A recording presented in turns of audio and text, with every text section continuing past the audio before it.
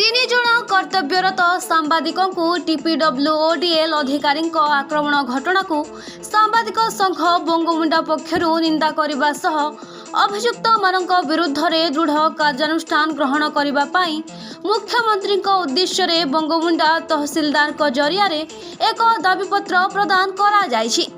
सूचना गत जे बुधवार अपराह्न टिटलागढ़ ब्लॉक सालीडिगी ग्रामर जड़े व्यक्ति निज घर बनाउथिबा बेले 11 केभी विद्युतर संस्पर्श में आसी मृत्युवरण करथिले। ए विषय विद्युत विभाग अधिकारी को पचारिबाकू ऑफिस को जिबा समय विद्युत विभाग अधिकारी और कर्मचारी माने खोला नदी पाख आंब बगीचारे भोजी आसर जमिथिबा देखिबाकू मिलिथिला। घटना संपर्क में किछि पचारिबा पूर्वरु कंटबांजी एसडीओ जगन्नाथपति, सांबादिक संजय कुमार बेहेरा, ओटीवी सांबादिक अविनाश नंद, सांबादिक तरुण बेहेरा को अतर्कित आक्रमण करिथिबा वीडियो हस्तगत होईछि, जेउथिरे अमानुषिक भाव में सांबादिक मानकू मारिबाकू पछाई नथिबा अभियोग होईछि।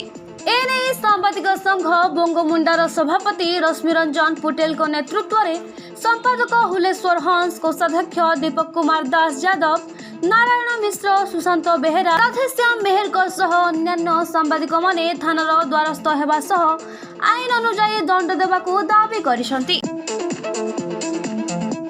देखो एटा बड़ दुखर कथा।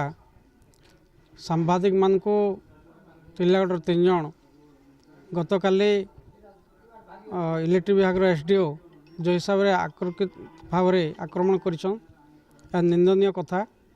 आ बंगमुंडा ब्लॉक सांबादिक संघ तार प्रतिक्रिया रखी दुख प्रकाश करिछि एवं बंगमुंडा तहसीलदार को दायपात्र देछि ओडिशार मुख्यमंत्री उद्देश्य रे एवं से सरकारी कर्मचारी एसडीओ कंडाजी नारे दृढ़ कार्यानुष्ठान करा जाऊ।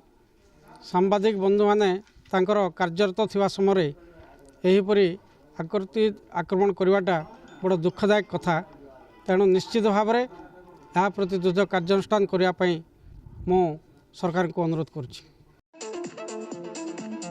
बंगमुंडारू अर्जुन कुमार हंस का रिपोर्ट, कुशल प्रवाह।